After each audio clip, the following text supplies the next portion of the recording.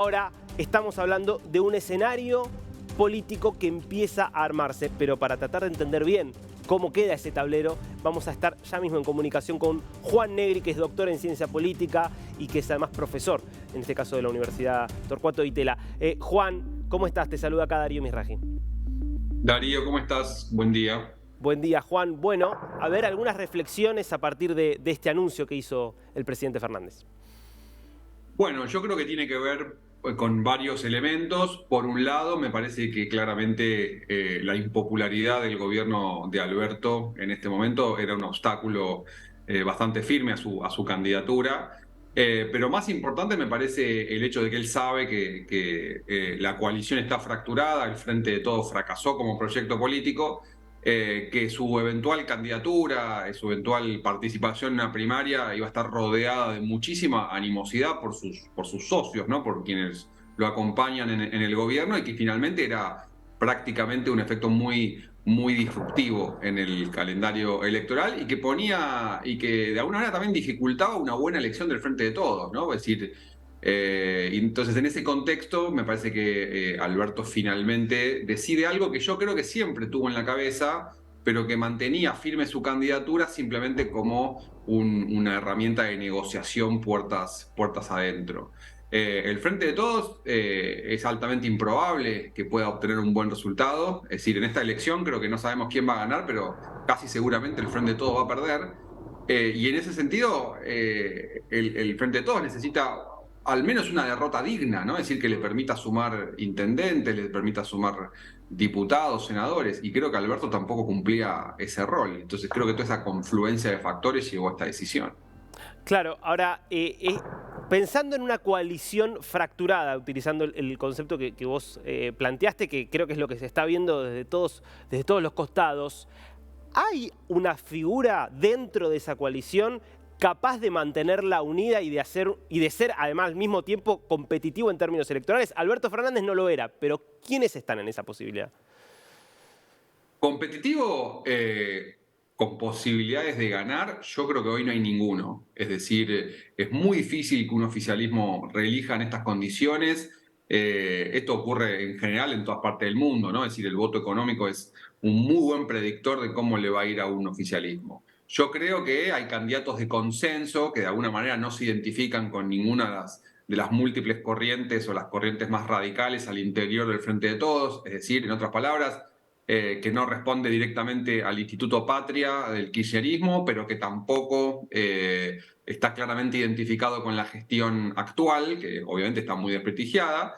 En algún momento ese candidato podría haber sido Massa, que obviamente imaginaba que una buena gestión de su parte en la economía lo iba a transformar en el candidato natural. Yo imagino que los candidatos más competitivos al interior del Frente de Todos podrían ser figuras como Daniel Scioli, o algún gobernador con buena imagen en el interior del país, joven, etcétera, que esté pidiendo pista, que de alguna manera representan, insisto, como si una avenida del medio frente a todo lo que es el Frente de Todos y todo lo que fue el caos de esta administración. Juan, justamente ayer hubo una reunión en Olivos entre el ministro de Economía, Sergio Massa, y Alberto Fernández. Y bueno, hay mucha especulación en torno a si Massa, viene habiendo bastante especulación respecto de si Massa podía ser esa figura. Vos decís, bueno, con los números de la economía actuales es muy difícil, digo, más de 7% de inflación mensual, cuando ya se había anunciado para este momento del año que iba a estar en menos de la mitad o en la mitad la inflación, un dólar que se está disparando. ¿Crees que eso ya lo descarta a Massa como una alternativa o sigue teniendo algún crédito ahí? El crédito se le va agotando. Es decir, Massa es una persona muy ansiosa, conocida por su sobreactividad. Yo imagino que no quiere todavía resignarse él mismo a esa posibilidad. Y creo que es una persona que arriesga. Y en ese sentido podría querer ser candidato todavía. Yo creo que con los números que tenemos, más temprano que tarde va a decidir no competir. Que por otro lado, él nunca dijo que iba a competir, así que para él incluso es más sencillo que para el presidente Fernández, es simplemente decir yo no voy a ser candidato porque siempre dije que no iba a ser candidato, pero tendrían que estar pasando cosas que todavía no están pasando para que Massa para que se allane el camino a la candidatura de Massa. No falta tanto tiempo para tener que inscribir a los candidatos. Con una inflación del 7% mensual y subiendo, me parece que Massa, insisto, no va a ser candidato. Ahora, Juan, si nos vamos por un momento del cortísimo plazo, la realidad es que Argentina está frente a una situación compleja, o los oficialismos en la Argentina, porque venimos de una presidencia como la de Mauricio Macri, que decidió presentarse a la reelección y terminó perdiendo por 8 puntos de ventaja. En la elección primaria parecía que podía ser incluso por más ventaja que iba a terminar perdiendo, y ahora un presidente que ni siquiera está en condiciones de presentarse. ¿Qué está pasando en Argentina? Es difícil, pero lo que está pasando, digo, resumiendo, hay un modelo económico agotado, modelo económico que tiene algunas variables que ya, es decir, que implicaron déficit fiscal, exceso de gastos, etcétera, que en su momento ningún partido o político, porque el macrismo también fracasó en ese punto, como vos bien decías, no pudo reelegir. Hay un modelo económico agotado, un país en curva descendente en lo económico y nadie parece saber exactamente qué es lo que hay que hacer. Entonces, sucesivamente los gobiernos fracasan en esa empresa, digamos, ¿no? Es decir, el último periodo de Cristina Fernández de Kirchner fue bastante malo en la economía, deterioro significativo de las variables económicas, Macri no pudo enderezar el rumbo, el Frente de Todos fracasó también en lo económico, pero también en lo político, porque el experimento del peronismo unificado, la verdad es que salió mal. Entonces, eso digo, básicamente me parece que es lo que está ocurriendo. Es decir, nadie sabe exactamente cómo enderezar el timón. Y entonces eso obviamente se traslada a la política, se traslada a oficialismos que no reeligen, se traslada a candidatos por fuera del sistema que rompen con el bipartidismo argentino y también se ve la desafección política que estamos viendo, ¿no? Es decir, la mayor parte de la población va a ir este año a las urnas profundamente decepcionada. En este clima de decepción que genera justamente esto, ¿no? De una alternancia fallida, ni un partido ni el partido rival pueden encaminar la situación. Vos hablabas de candidatos antisistema y hay un candidato que viene creciendo mucho, que es Javier Milei, que podríamos, si algunos lo identifican con un Bolsonaro, otros con un Donald Trump, otros con algo completamente diferente a ellos, pero que van en esa línea. ¿Qué viabilidad le ves a esa candidatura o a la posibilidad de que sea, digo, esté en condiciones de ganar, digamos? Estar en condiciones de ganar y ser competitivo no es exactamente lo mismo. Yo creo que Milei es muy competitivo, es un candidato que las encuestas siempre hay que tomarlas con pinzas, obviamente, etcétera, pero lo cierto es que estamos viendo una oscilación que va entre 15 y 25 puntos. Entonces estamos hablando de un candidato, insisto, competitivo. Recordemos que en Argentina hace 20 años, con 22% de los votos, Néstor Kirchner fue presidente. Es decir, en un contexto de fragmentación política, con 20, 25 puntos, o sos presidente o incluso te metes en la segunda vuelta, y en la segunda vuelta ya puede pasar casi cualquier cosa. Entonces, yo no creo que vaya a ganar, si esa es la pregunta, falta un montón, de todos modos, y no tengo la bola de cristal, pero daría la impresión de que este no es su año, pero sin dudas es un rasgo ya de la política argentina, es un candidato que tiene muchísimas chances de salir segundo, yo creo que el Frente de Todos tiene una importante probabilidad de salir tercero.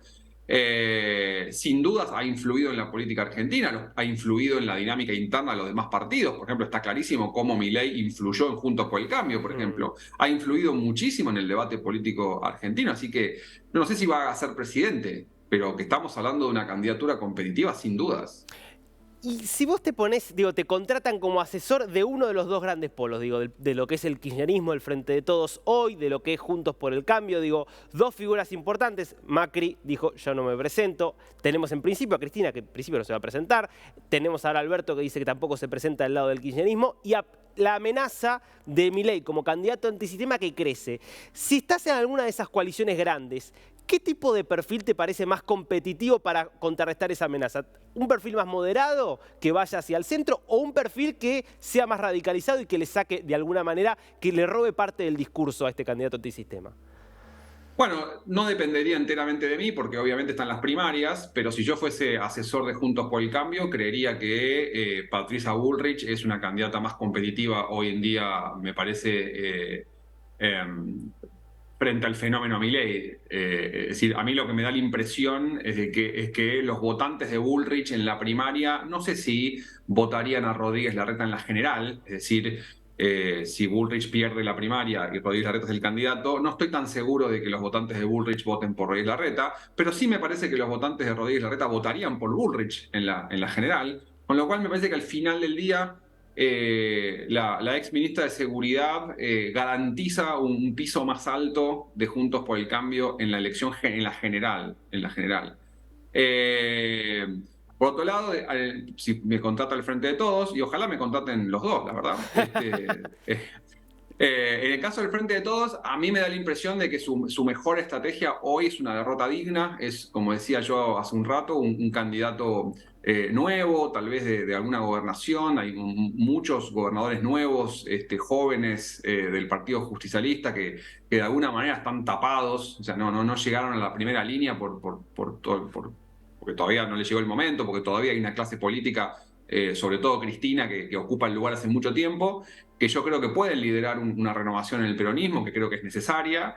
Eh, y, pero de vuelta, o mismo Scioli, una figura conocida, en general bastante querida, bastante aceptada por todos los sectores y no identificada necesariamente con el caos que fue este gobierno. Yo creo que esa es la mejor opción, porque de vuelta, me parece que el peronismo necesita una derrota digna para que le permita sumar intendentes, diputados, etcétera. Así que creo que al peronismo le conviene más un candidato moderado. Y además hay otra cosa más en el caso del peronismo. Una eventual segunda vuelta, primera vuelta donde está Milei y Patricia Bullrich. Tal vez hay muchos votantes que dicen, no, bueno, estos dos candidatos son muy a la derecha. Hmm, Un candidato moderado del peronismo podría terminar absorbiendo votos temerosos de esa radicalización. hmm. Te quiero traer o pedirte si nos ayudas un poco a entender a ver qué pasó, digamos, también con este gobierno. Es un gobierno raro porque tiene la característica de que es un presidente que es electo por, no es el líder de su espacio y es la líder del espacio quien a través de, bueno, un mensaje es publicado en su cuenta de Twitter, termina ungiéndolo a él como candidato y llevándolo de alguna manera a la victoria. Digo, eso para muchos dicen que partió mal. ¿Necesariamente iba a terminar mal? O sea, ¿por cómo estaba ya dado de base? ¿O crees que hubo otras cosas que ocurrieron en el medio que terminaron complicando la gestión? Bueno, con el diario del lunes uno se tienta, ¿no? En decir, bueno, esto obviamente estaba mal parido y estaba condenado a fracasar. Yo no creo que sea así. No creo que la historia esté escrita de antemano, pero sí me parece que algunas condiciones que en ese momento algunos analistas ya vieron, digo, estas son cosas que se discutieron en 2019, estaban ahí acechando peligrosamente, que lamentablemente terminaron siendo reales. Es decir, en su momento, en 2019, la gran pregunta iba a ser el rol de Cristina, si Alberto iba a ser un títere, si no iba a ser un títere, etcétera. No terminó siendo como muchos imaginaban, porque no es que Cristina gobierna directamente, pero sí me parece que Cristina pensaba que Alberto iba a ser más títere de lo que fue, y que el gobierno de Alberto le iba a permitir a ella resolver algunas cuestiones sensibles para la vicepresidenta, básicamente su causa judicial. Y en segundo lugar, el sector kirchnerista fue un veto importante para la política económica, ¿no? Es decir, el problema de Alberto también fue, no tuvo un apoyo político importante para el tipo de reformas que vos necesitas en Argentina. Es decir, Argentina es un país que en este momento económicamente está, y estaba ya también en 2019, en una posición bastante sensible, Hmm. y el programa económico que vos necesitabas para bajar la inflación, etcétera, necesita de mucho apoyo político que él no tuvo. Entonces, esto no es que estaba predestinado a ser así, pero uno podía sospechar que iba a ser difícil eh, un plan económico más consistente. Y después, por último, no hay que olvidar que Alberto tuvo mala suerte. Le tocó la pandemia, le tocó en menor medida, creo yo, la guerra, y esos son rasgos que sin dudas perjudicaron mucho un gobierno más tranquilo, más simple, ¿no? Clarísimo. Juan, un placer escucharte, ¿eh? Gracias por este tiempo con Dinius. Gracias, Darío, por la invitación.